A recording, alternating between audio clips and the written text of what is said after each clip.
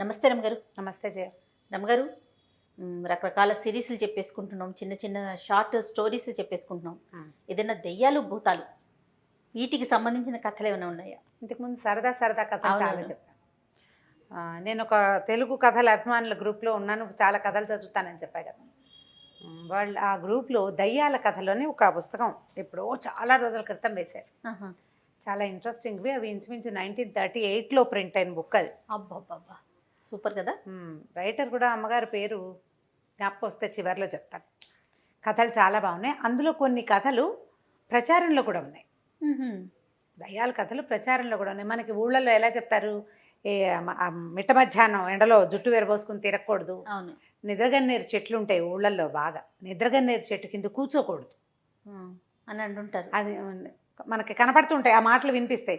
ఇంకా మీరు ఊళ్ళు దాటేశారు కాబట్టి తెలియదు, కానీ మా చిన్నతనంలో అయితే పొద్దుటిపూటి తలంట్లు పోసుకుని పిల్లలు వినాయక చవితి అప్పుడు ఈ వినాయకుడిని తీసుకోవడానికి జుట్టు విరబోసుకుని బయటికి వెళ్తే కేకలేసేవాళ్ళు.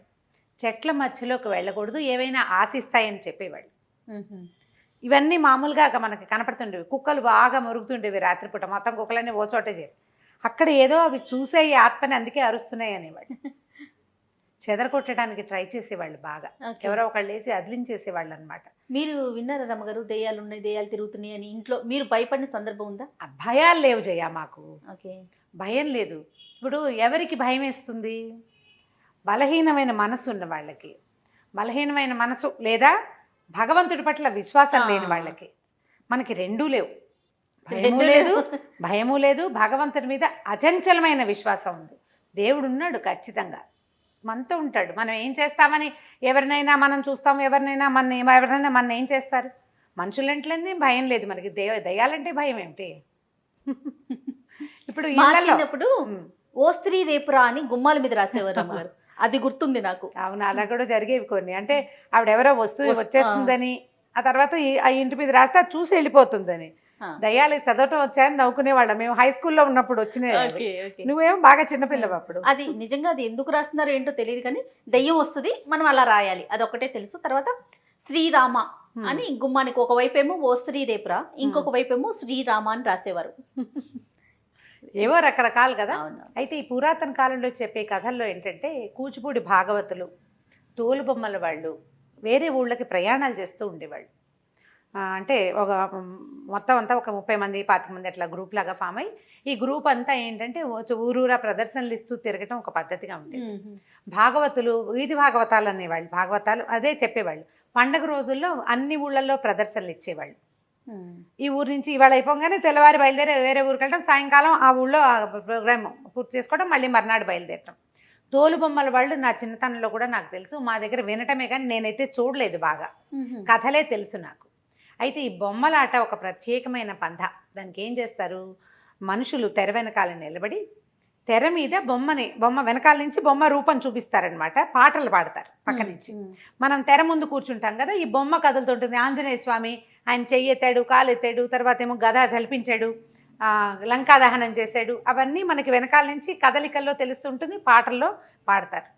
ఇందులో గాయకులు ఉంటారు, ఆర్టిస్టులు ఉంటారు, ఆ బొమ్మలు తయారు చేసేవాళ్ళు. తర్వాత ఆడించడానికి కొంచెం బలశాలుడైన వ్యక్తులు కావాలి. చిన్నపిల్లల గాత్రం పాడడానికి చిన్నపిల్లల్ని కూడా తయారు చేసుకునేవాళ్ళు. ఇట్లా ఒక 25-30 మంది గ్రూప్ ఉన్న ఒక బొమ్మలాట వాళ్ళు ప్రయాణం చేస్తున్నారు, ఇలాంటి గ్రూపు. అయితే ఆ ఊరు ఈ ఊరు ప్రదర్శనలు ఏవో అయినాయి. ఒకనాటి సాయంకాలం కొల్లేరు అంటే ఎక్కడ మన కొంగలు అవి ఉన్నాయి, కొల్లేటి సరస్సు. కొల్లేటి సరస్సు చుట్టుపక్కల ఏంటంటే కొంచెం ఎండాకాలం వస్తే కాస్త డ్రైగా ఉంటుంది, అక్కడక్కడ నీళ్లు ఉంటాయి, చిత్తడిగా ఉంటుంది, కానీ పూర్తిగా నీళ్లు ఉంటాయి. వీళ్ళు వెళ్ళేసరికి దానికి ఆ ప్రాంతంలోకి చేరారు వీళ్ళు. ఏమీ ఊళ్ళు గ్రామాలు దొరకలేదు వాళ్ళకి. ఏదో ఒక పక్క నుంచి పడి వస్తున్నారు. సరే ఏమనుకున్నారు, సాయంకాలం అయింది, చీకటి పడిపోతుంది, అంతా చిత్తడిగా నేలలు, తర్వాత మన జీబుగా చెట్లు, మనుషులు అస్సలు లేరు. మానవ సంచారం ఉన్న దారులు వేరేగా ఉంటాయి, మనుషులు తిరగని దారి వేరే. నడుస్తున్న గుర్తులు కొంత కనపడుతుంటాయి కదా, బళ్ళ గుర్తులు కనిపిస్తాయి. వీళ్ళు ఈ గుంపు అంతా నడుస్తున్నారు, పిల్లలు ఆకళ్ళని ఏడుస్తున్నారు. మరి చిన్న చంటి వెంటి పిల్లలు ఉంటారా, ఏడుస్తున్నారు. వీళ్ళు ఏం చేయాలి చూస్తున్నారు, ఆలోచిస్తున్నారు. వీళ్ళు ఉన్న జనాలందరికీ మెల్లిగా భయం వేయటం మొదలుపెట్టింది. చీకటి చాలా తొందరగా వచ్చేస్తుంది చెట్లు ఎక్కువ ఉంటే. వీళ్ళలో కాస్త ఓపిక మంతుడు బలవంతుడు ఒకడు చెట్టు ఎక్కి పైకి చూస్తే దూరంగా ఓ మైల్ దూరంలో పెద్ద మహానగరం లాగా కనబడుతుంది. బోల్డని లైట్లు ఉన్నాయి. అప్పుడు లైట్లు అంటే విద్యుత్ దీపాలు కాదు కదా, ఇళ్లల్లో ఉండేవి లస్టర్లు, పెట్రోమాక్స్ లైట్లు లాంటివి దీపాలు. వీధిలో కూడా అక్కడక్కడ అంటే లైన్గా కనపడుతున్నాయి ఆముదపు దీపాలు. సరే దీపాలు ఉన్నాయి, ఏదో ఊరు కనిపిస్తుంది, కొంత సందడి కూడా వినపడుతోంది. కొంచెం మనుషులు తిరుగుతుంటే, గొడ్లు ఉంటే, మెళ్ళో గంటలు అవి మోగుతూ ఉంటాయి. ఏదో ఇక్కడ ఏదో ఉన్నది, మెల్లిగా కాస్త కాలు చాచి నడుచుకుంటూ వెళ్ళిపోతే ఊళ్ళో చేరిపోతాం అనుకున్నారు. గుంపంతా పోయారు ఊళ్ళోకి. వెళ్తే వరుసగా దారులు, చక్కగా ఏర్పరిచిన నగరంలాగా ఉంది, అది పట్టణంలా ఉందన్నమాట. అంటే ఏ సందుకు ఆ సందు కనపడుతుంది, అన్ని వేదఘోష వినపడుతున్న బ్రాహ్మణుల ఇల్లు, అదేదో అగ్రహారంలాగా ఉంది. సరే వెళ్ళేసరికల్లా కొంతమంది ఏమో బంగారపు ఉయ్యాలలు వేళ్లాడుతున్నాయి వాకిళ్లలో, భార్య పిల్లలు కూర్చుని ఉయ్యాలు ఊగుతున్నారు. పెంపుడు చిలకలు, కోళ్ళు లేవు, కోళ్ళు ఉంటే రైతులు ఉన్నట్టు, చిలకలు ఉంటే బ్రాహ్మణులు ఉన్నట్టు, ఏదో భాష నేర్పిస్తారు, రండి కూర్చోండి అంటుంటాయి. అవి రకరకాలుగా ఉన్నాయి. అక్కడక్కడ వంటల వాసనలు వస్తున్నాయి. ఆడవాళ్ళు కనిపిస్తున్నారు, మగవాళ్ళు చక్కగా చెవుల కుండలాలు, పంచలు, తర్వాత ఏమో ఆరేసున్న ధవతులు, బట్టలు కనిపిస్తుంటే మనకు తెలుస్తుంది కదా ఫలానా వాళ్ళు ఉన్నారు. వీళ్ళని చూసి అందరు పిలిచారు. ఆకళ్ళేసి నకనకలాడిపోతున్నారు వీళ్ళు. సరే భోజనం ఏర్పరిచారు. వీళ్ళందరికీ ఒకే ఇంట్లో కాకుండా ఓ 4 ఇళ్లలో మా ఇంటికి రండి అని చెప్పి ఏదో కాస్త వండుకోవడానికి కొంత సామాగ్రి ఇచ్చారు. కొంతమందికి వాళ్ళ ఇంట్లో ఉన్నదే పెట్టారు. శుభ్రంగా అందరూ తినేశారు. ఆత్మారాముడు శాంతించాక ఏముంది, సంగీతం పాడతారు ఇట్లాంటి వాళ్ళంతా. ఈ ఉన్నవాళ్ళు పెద్దవాళ్ళు ఏమన్నారంటే, బాబు ఏం ఆట కడతారు, ఏదైనా ఒక ఆట కట్టి తెల్లారదాకా పడుకుని వెళ్ళిపోండి అన్నారు. తెల్లవార్లు ఆట కట్టే పద్ధతి కూడా ఉండేది అప్పట్లో. ఈ మన భాగవత సప్తాహాలు అవి చేస్తారు. భాగవత సప్తాహం అంటే 7 రోజుల పాటు భాగవత కథలు ఆడతారు. పొద్దునుంచి అదే సాయంకాలం చీకటి పడిన దగ్గర నుంచి రాత్రి 8 నుంచి తెల్లవారి 4 గంటల దాకా తెల్లార్లు ఈ పద్ధతిలో నడుస్తుంది. సరే ఆట కట్టమన్నారు కదా, వీళ్ళలో వీళ్ళు కాస్త మాట్లాడుకున్నారు. ఏమనుకున్నారు, లంకా దహనం చేద్దాం అనుకున్నారు. సరే 1 గంటలో చకచక ఒక పందిరి లాంటిది ఏర్పరిచేశారు. బోలెడన్ని దీపాలు వెలిగించారు. వీళ్ళు కూడా తమకి సామాన్లన్నీ పెట్టుకోవాలి. అంటే లంకా దహనం చేయాలంటే ఏం చేయాలి, అశోకవనము, రాక్షసులు, సీతాదేవి, ఆంజనేయ స్వామి, మళ్ళీ ఆయన ముట్టించడానికి సాధనాలు అన్నీ తమ ఏర్పాటుకి ఎవరి స్టేజ్ డెకరేషన్ ప్రకారం వాళ్ళు చేసేసుకోవాలి కదా, సెట్ ప్రాపర్టీస్ పెట్టుకోవాలి. వీళ్ళన్నీ సెట్ చేసుకున్నారు. వాళ్ళు సరే అన్నీ ఏర్పరచుకుని చూస్తే వరుసగా వచ్చి కూర్చున్నారు. అందరూ బంగారు కుండలాలు, ఎర్రగా శాలువాలు, బ్రహ్మాండంగా విభూది పట్టీలు, ఒళ్ళంతా కూడా విభూది పట్టీలు ఉంటాయి. 12 పుండ్రాలు అంటారు, 12 పుండ్రాలు ధరించి చక్కగా ఉన్నారు. ఆడవాళ్ళు కూడా బ్రహ్మాండంగానే ఉన్నారు. అందరూ కాసిపోసి చీరలు, బోల్డు నగలు, ఎంత బాగుందో. సరే అక్కడి నుంచి ఓం అని ముందు గణపతి ప్రార్థన చేశారు. అక్కడి నుంచి ఆంజనేయ స్వామి ప్రార్థన చేయాలి, లంకా దహనం కదా. వీళ్ళు ప్రార్థన మొదలుపెట్టారు. మహోగ్ర రూపంతో పెద్ద ఆంజనేయ స్వామి బొమ్మ ప్రత్యక్షమైంది తెర మీద. ఆంజనేయ స్వామి రాగానే మొత్తం లైట్లన్నీ ఆరిపోయినాయి. ఇక్కడ కిందంతా దీపాలు పెట్టి కూర్చున్నారు కదా, దీపాలు లేవు, కిమినాస్తి. వీళ్ళు తెల్లపోయారు. అయ్యో ఇదేమిటి మొత్తం దీపాలన్నీ ఓసారి ఆరిపోయినాయి, ఉండండి రా బొమ్మ దించండి అన్నారు. ఆంజనేయ స్వామి బొమ్మ దించేశారు. దించేయంగానే దీపాలన్నీ వెలిగినాయి. అంతా సభ అంతా కనపడుతున్నారు మనుషులు. మళ్ళీ మొదలెట్టాలి. మళ్ళీ ఆంజనేయ స్వామిని తెరక్కిచ్చారు. ఎక్కించంగానే దీపాలు ఆగిపోయినాయి. 2 సార్లు 3 సార్లు 4 సార్లు అయ్యాక వీళ్ళల్లో ఒకటికి డౌట్ వచ్చింది. ఏంట్రా పోనీ దీపాలు ఆరిపోయినాయి, ఏమిటయ్యా అన్ని దీపాలు ఆరిపోయినాయి అంటుంటే ఎవడు సమాధానం చెప్పటల్లా. ఎవరైనా చెప్పాలి కదా, కనీసం బాబు కంగారు పడకండి ఇంటికి వెళ్ళి వెలిగిద్దాం, మొత్తం అని గాలి వచ్చింది ధూళి, ఏదో ఒకటి అనాలి. ఏమీ నో కామెంట్స్, ఎవ్వరూ మాట్లాడాల. 5 సార్లు 4 సార్లు అయిన తర్వాత వీళ్ళల్లో పెద్దవాడు ఒకడు, ఒరే మన దీపాలు వెలిగించుకుందాం ఉండండి రా, వీళ్ళందరివి ఏమిటో మరి దీపాలు ఆరిపోతున్నాయి అని చెప్పి వాళ్ళ దగ్గర ఏవో 9 దీపపు సెమ్మాలు అవి ఉన్నాయి. ఎక్కడ పెద్దగా దీపాలు అయిపోతే వాళ్ళు వెలిగించుకుంటారు. వీళ్ళు ఏం చేశారు, అగ్గిపెట్ట ముట్టించి వీళ్ళ దీపాలు వెలిగించారు. మళ్ళీ ఆంజనేయ స్వామిని తెరక్కిచ్చారు. ఎక్కించగానే ఈ సభలో ఉన్న దీపాలన్నీ అయిపోయినాయి, వీళ్ళ దీపాలు వెలుగుతున్నాయి. వీళ్ళే కదా వెలిగించుకున్నారు, ఇవి వెలుగుతున్నాయి, అవన్నీ ఆరిపోయినాయి. పద్యం పాడడానికైనా బొమ్మ కనపడాలి, స్వామి కనపడకుండా పాటలు పాడకూడదు. సరే పెద్దవాళ్ళల్లో ఒకడు ఏమన్నాడు, ఉండండి నేను బయటికి వెళ్ళి చూసేస్తాను. తెర తొలగించి బయటికి వెళ్ళాడు. తెర పక్క నుంచి వెళ్తాడనమాట, తొలగించలేరు, అది మొత్తం ఏకంగా ఇట్లా స్క్రీన్ లాగా ఉంటుంది. అటు నుంచి వెళ్ళేసరికల్లా ఆ సభలో ఉన్న వాళ్ళంతా దీపం ఇట్లా చేత్తో పుచ్చుకుని వెళ్ళేసరికి చక్కగా అంత దాకా 12 పుండ్రాలు, కుండలాలు, కంబళాలు ధరించి బ్రహ్మాండంగా కూర్చున్న వాళ్ళంతా నాలికలు బయటకు వచ్చి పక్క నుంచి కూరలు, మిడిగుడ్లు ఇట్లా ఉన్నారు దూకేలాగా. ఉనికిపోయాడు, ఏం చెయ్యాలో తెలియలేదు. దీపం దించితే ఏం కనపట్లా, బాగానే ఉంది, భయమే. ఇట్లా దీపం పెట్టి ఇట్లా చూడబోయేసరికల్లా ఉణుకొచ్చేస్తుంది. సరే ఏం చేశాడు, దీపాన్ని దించేసి చూసి చూడనట్టుగా తనకు తెలియనట్టుగా, పెద్ద చిన్నపిల్లాడు అనుకో, అరిచి కేకలు పెట్టి గల్లం చేసాడు. ఆయన ఇలాంటివి ఎన్ని చూశాడు. మెల్లిగా వెనక్కి వెళ్ళాడు. ఒరే ఇది లాభం లేదురా నాయన, తెల్లవారేదాకా స్వామిని దించొద్దు, పాట ఆపద్దు. ఆంజనేయ స్వామిని ఎక్కించడం, ఓ పాట పాడుకోవటం. వీళ్ళు స్వామిని ఎక్కించగానే అక్కడ దీపాలు ఆరిపోతాయి, వీళ్ళు దించేస్తారు, మళ్ళీ ఇంకోసారి ఎక్కిస్తారు. తెల్లవారేదాకా అంటే తూర్పు తెల్లబడ్డం ఎక్కడ దాకా జరుగుతుంది, 3:30 దాకా వేగుచుక్క పొడుస్తుంది. 3:30కి 3:30 అవగానే వేకుజాము వస్తుంది కదా, అప్పటిదాకా పాడి పాడి పాడి వంతుల వారీగా ఒకే పాట, ఓన్లీ ఆంజనేయ స్వామి, ఇక వేరే పాట లేదు, వేరే బొమ్మ లేదు.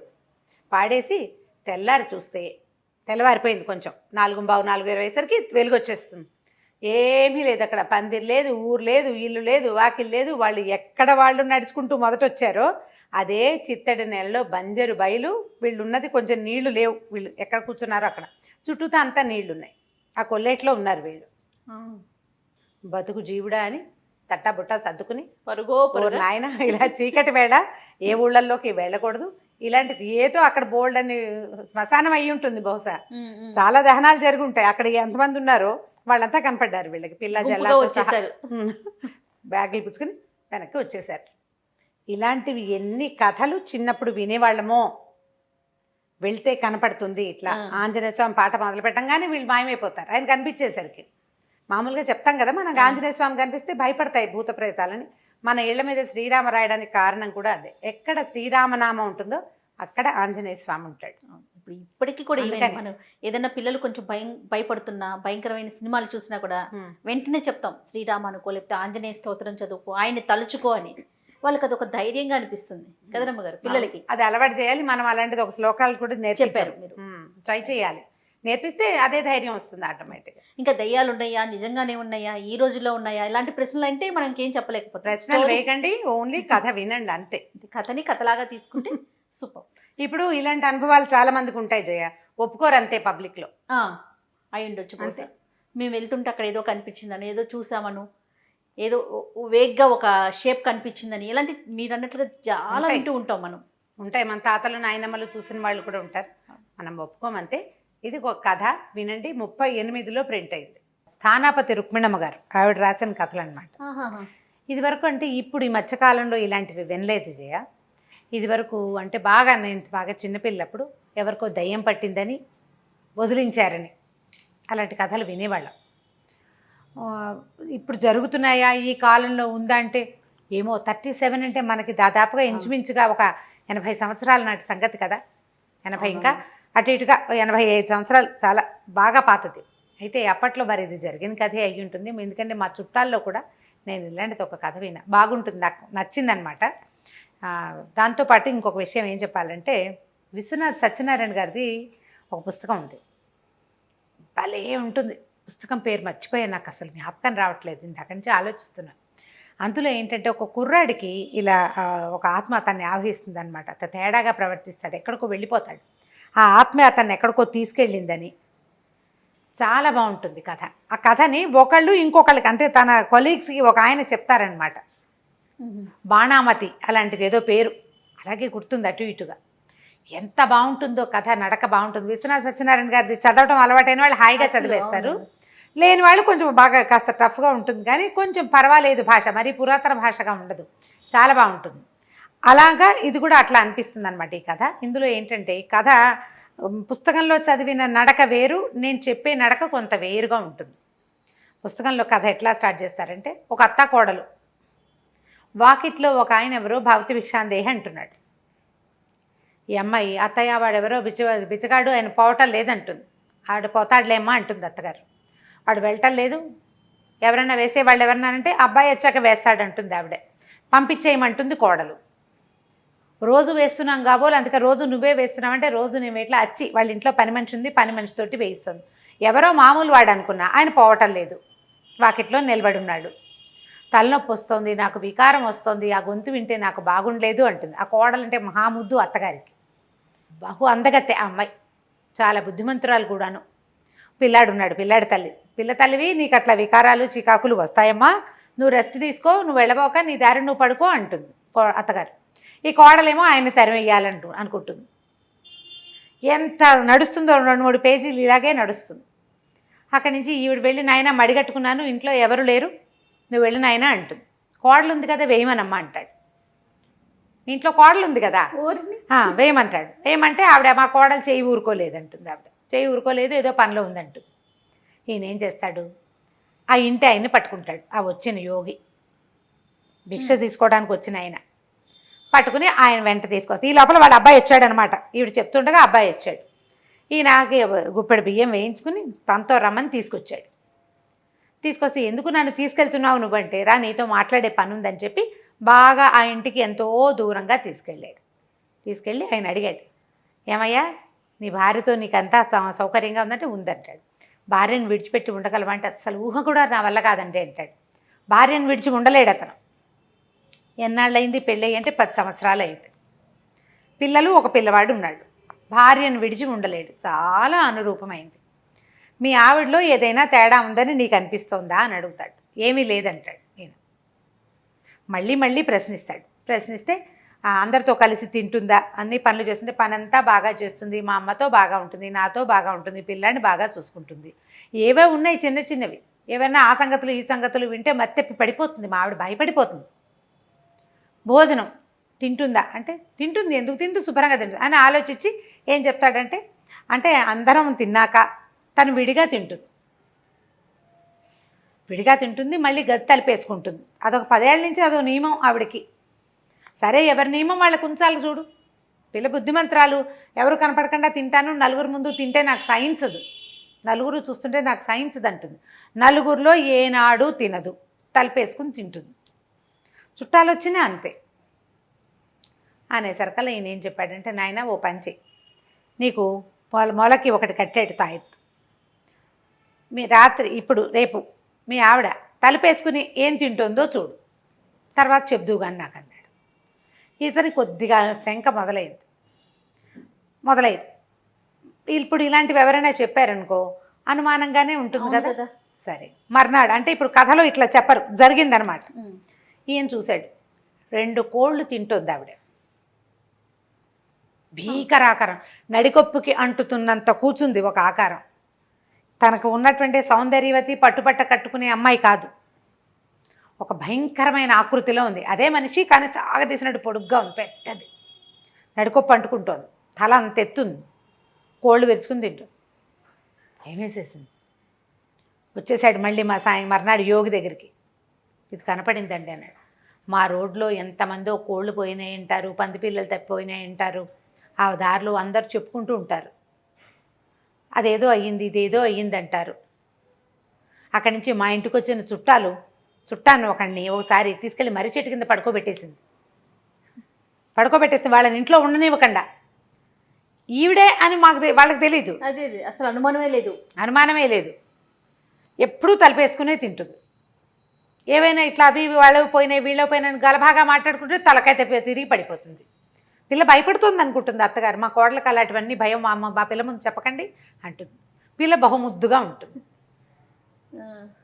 అప్పుడు ఈయన ఏం చెప్పాడంటే, నాయన ఇది మామూలుది కాదు, అనంతమైన శక్తి, చాలా పెద్దది, మీ ఇంట్లో నుంచి బయటికి తీయటమే కష్టం. సరే అని నేను చెప్పినవి ఏర్పరచుకో నువ్వు అన్నాడు. 3 తాయెత్తులు, వాకిలి గుమ్మానికి ఒకటి, దొడ్డి గుమ్మానికి ఒకటి, తర్వాత నడికప్పుకు ఒకటి, ఈ 3 తాయెత్తులు కట్టు. ఇది నీకు, ఇది మీ అమ్మకి, తర్వాత ఏమో నీ కుమారుడికి. పిల్లాన్ని వేరే వాళ్ళ ఇంటికి పంపించేసి, పిల్లాడిని ఇంట్లో ఉంచద్దు, తాయెత్తు కట్టి పిల్లవాడిని వేరే వాళ్ళ ఇంట్లో పంపించేసి, మా అత్త మామని పిల్లవాడు, మీ అత్త మామని కూడా పిలు అని చెప్పాడు. సరే, ఈయన బయట కూర్చున్నాడు. ఇక జనాలంతా బయటే కూర్చున్నారు. వారా వీరా పెద్దవాళ్ళు కొంతమంది చేరారు. ఇక్కడ ఏదో విచిత్రం జరుగుతోంది. ఇక లోపల నుంచి అరుపులు, చంపేస్తాను పొడిచేస్తానని ఎంతంత కేకలో. అక్కడి నుంచి కేకలు అణిగినాయి. ఇతను ఏదో మంత్రం చదువుకుంటున్నాడు అనమాట. కేకలు అణిగినాయి. కేకలు అయిన తర్వాత ఏడుపు. అత్తగారు అయ్యో పిల్ల ఏడ్చేస్తోందని అత్తగారు ఏడుస్తుంది. కోడలంటే అంత ముద్దు. మరి వాళ్ళ అమ్మా నాన్న వచ్చారు, కూతురు ఏడుస్తోంది తెలుస్తోంది, వాళ్ళు ఫీల్ అవుతున్నారు. లోపలికి వెళ్తా ఉంటారు. ఇక్కడే కూర్చోండి, ఏం జరుగుతుందో చూడండి అన్నాడు. సరే, ఊళ్ళో కొంతమందికి ఈవిడ చాలా సౌందర్యవతి, అది వ్యవహారం తెలుసు, బాగుంటుంది, చక్కగా బుద్ధిగా ఉంటుంది. భర్త అసలు ఆ అమ్మాయిని వదిలిపెట్టాడు, చాలా ప్రేమగా ఉంటాడు, చక్కగా పిల్లాడు కూడా కలిగాడు అని మానే ఉన్నాయి. అదేదో విచిత్రమో విశేషమో ఎవరికీ తెలియదు. కాకపోతే ఏవో జరుగుతాయి, ఊళ్ళో అందరిళ్లలో జరిగేవి అంతే, అంతకంటే ఏం లేదు. కోళ్ళు కొక్కిరాయిలు మాయమైపోతుంటాయి, పంది పిల్లలు మాయమైపోతుంటాయి. వీళ్ళదేనని వాళ్ళకి తెలియదు, ఏవో పోయినాయి ఎలాగో, ఏదో ఎన్నెమెత్తుకుపోయింది చెప్పుకుంటారు. సరే, ఇంకా పునశ్చరణ సాగుతుంది. అక్కడి నుంచి లోపల నుంచి బొబ్బలు, అరుపులు, సింహనాదాలు, పెద్ద పెద్ద కేకలు, ఇంకా మోత దద్దరిల్లిపోతుంది. అరుపులకి ఇవి ఇదంతా మోత. ఈయన పునశ్చరణ మాన్ల. ఇంకా సేపటికి డబేల్మని తెరుచుకున్నాయి తలుపులు. లోపల నుంచి ఆవిడ నడిచి వచ్చింది బయటికి. పెద్ద చీర, మొత్తం పొడుగ్గా వేలాడేసిన జుట్టు జడముడి విడిపోయింది. పాదాలు ఇంచుమించు మడవల దాకా వచ్చేంత పొడుగాటి జుట్టు. అక్కడి నుంచి గోచి పెట్టుకున్న చీర కొంగులు జారబెట్టుకున్నాయి, అంటే బయట కూడా వదిలేసుకుని ఉందన్నమాట. ఎట్లా కనపడుతోందంటే ఆ చీర ఇట్లా చెంగు దోపుకుంటూ బయటకు వచ్చింది. వీరనారిలాగా కనపడుతోంది. అందరూ నిర్ఘాంతపోయారు. ఆ ఊళ్ళో మగవాళ్ళు ఎవరు అంత తేరి చూడలేదు ఆవిడని. మహాసౌందర్యవతి, మామూలు కంటే ఎక్కువ పొడుగ్గా ఉన్నట్టు కనపడుతోంది. ఇప్పుడు మామూలుగా కొంచెం పొడుగాట అమ్మాయి, ఎంత పొడుగుందో. వచ్చి కూర్చుంది. అత్త మామ అత్తగారు ఓ పక్కన ఉంది, భర్త అత్తగారు ఉన్నారు. అక్కడి నుంచి ఈ పక్కన తల్లిదండ్రి ఉన్నారు. వాళ్ళకేసి చూడను కూడా లేదు. ఈమెను వచ్చి ఈయన ఒక ముగ్గు లాంటిది వేసాడు. ముగ్గులో వచ్చి కూర్చునేసింది మాట్లాడకుండా. అక్కడి నుంచి ఈయన అడిగాడు, నువ్వెవరివి, ఎక్కడి నుంచి వచ్చావు, ఎప్పటి నుంచి ఇక్కడ ఉన్నావు నువ్వు అంటే, నేను ఒక జమీందారుల బిడ్డని, నన్ను ఒక జమీందారికే ఇచ్చారు నాకు బాగా వయసు వచ్చాక. ఆ జమీందారికి చాలామంది పెళ్ళాలు ఉన్నారు. ఇంకా ఆయన దగ్గరున్న ఇతరత్ర భోగం వాళ్ళు రకరకాల చాలా జాతులు ఉన్నాయి ఆయన దగ్గర. కానీ ఆయనకి నాకు సరిపడలా. మా నాన్న బోడు సిబ్బందిని ఇచ్చాడు, ఆస్తి ఇచ్చాడు, ఏదో పడలేదు వీళ్ళకి వాళ్ళకి. అయితే ఆయన ఏం చేశాడు, ఒకసారి నా దగ్గరకు వచ్చాడు, మామూలుగా రాణుల దగ్గరకు వచ్చేలాగా. కానీ ఆయనకి నాకు సరిపోలేదు. నేను ఆయనతో చేయలేకపోయాను. అంటే నేను ఒకవేళ ఆయనకి నేను ఏమైనా పరిచయం చేసినా నా మొహం ఆయనకు నచ్చలేదు. అంటే బహుశా అందగత్తె కాదు ఆవిడ మొహం గిట్టలేదు ఆయనకి. మొహం మనిషి జమీందారుల అమ్మాయి, రాజుల అమ్మాయి అయినప్పటికీ ఆవిడ అందగత్తె కాదు. ఆయనకి సౌందర్యవతులతో ఉండే అలవాటు ఉంది. పెళ్ళాలు కూడా భార్యలు చాలామంది ఉన్నారు. అప్పటి కాలం కదా అది. అక్కడి నుంచి తర్వాత సిబ్బందిని మార్చేశారు, మా వాళ్ళందరినీ పంపేశారు. వాళ్ళే వచ్చారు, అందరూ సైనికులు. తండ్రి చాలా ఆస్తి ఇచ్చాడు ఈవిడికి. ఆస్తి అంతా రాజుగారు హడపాయించేశాడు. అందుకు చేసుకున్నాడు ఈ పిల్లని. కానీ ఈ పిల్ల ఎప్పుడైనా ఆడపిల్లలకి అనాకారో సనాకారో భర్త కాపురం సంతానం ఉంటే జీవన సాఫల్యం లభిస్తుంది, లేకపోతే ఏముంది. అంతేగా. అనాకార అయితే మాత్రం ఆమెకి భర్తతో ఉండాలని, సరదాగా సంతోషంగా ఉండాలని ఉంటుంది కదా. ఆ స్త్రీ సహజమైన వాంఛలేవి ఆయన పడనివ్వలేదు ఆవిడికి. నన్ను చంపేశాడు. నన్ను నేను మరణించాను, అమ్మ అనిపించుకోకుండా నేను చచ్చిపోయాను. నేను అమ్మ అనిపించుకోకుండా నేను నా పని అయిపోయింది. ఏడాది తిరగకుండా జమీన్ మన్ను చేసేసా. ఆయన వాళ్ళు అనుకున్న ఎవరిని బతికి ఉంచలేదు. జమీ మన్నైపోయింది, పుట్టి దిబ్బ. అక్కడికి ఎవడు తలకాయ తిప్పి చూడకుండా చేశాను ఆ ప్రాంతాన్ని. స్త్రీలకు అంత క్షోభ ఉంటుంది. ఎందుకంటే ఆడవాళ్ళకి కావాల్సిన జీవితానికి సాఫల్యం భార్యగా ఉండటం, తల్లి కావటం ప్రధానమైంది. తల్లి అవ్వడమే ప్రధానం. దాంతో నేను అక్కడ మొత్తం అదంతా నాశనం చేశాను. ఆ దిబ్బ వైపు తలకాయ తిప్పి చూసిన ప్రతి వాడిని విరుచుకు తిన్నాను. కొంతకాలం పాటు ఆ జమీలో ఉన్న వాళ్ళందరూ, ఆ పనివాళ్ళు, ఆయన బంధువులు, వాళ్లే నాకు ఆహారం. రోజుకు ఒకళ్ళని చొప్పున విరుచుకు తిన్నాను. తర్వాత మొత్తం అంతా దిబ్బైపోయింది. తల తిప్పి చూడడం మానేశారు ప్రజలు దానివైపు. అక్కడక్కడే తిరుగుతూ ఉండేదాన్ని. అయితే ఒకనాడు ఆ రణస్థలం అనేది ఒక ప్రాంతం. ఆ ప్రాంతం నుంచి వస్తుంటే శ్మశానం దగ్గర ఈ పిల్ల కనపడింది. రాజమ్మ అమ్మాయి పేరు. బాడీ కనిపించింది. ఇంకా నాకు లోపల జీవితేచ్ఛ 1% ఉంది. ఏమిటి? సంతానం మీద వ్యామోహం, స్త్రీ సహజమైన మాతృత్వపు వాంఛ. దానికోసం ఆ చనిపోయిన పిల్లలో ప్రవేశించాను. పిల్ల సౌందర్యము, అది ఆడపిల్ల అవటము, అది నన్ను ఆకర్షించింది అనేసరికలు తల్లి తండ్రి ఒప్పుకున్నారు. ఈ రాజమ్మ అనబడి ఇప్పుడు కనపడుతున్న ఆవిడ 9వ ఏటో 10వ ఏటో మరణించింది. చనిపోయిన పిల్లని వాళ్ళు మరుభూమికి తీసుకెళ్లారు. అక్కడ బతికింది పిల్ల. ఒక్కొక్కసారి మనం ఏంటో దింపుడు కళ్ళెం ఆశ అంటారు. అవునవును. అది శ్మశానంలో బతికింది పిల్ల. ఆ అమ్మాయిలో ప్రవేశించాను. ఆ రోజు నుంచి ఎవరికి కనపడకుండా తింటూనే ఉంది. తీసుకొచ్చారు, పెళ్లి చేశారు, కాపురానికి పంపించారు. పిల్ల చచ్చి బతికింది. మామూలుగా మనం వాడేస్తాం చచ్చి బతికారు అని ఒక పదం. చనిపోయిన పిల్ల బతికింది.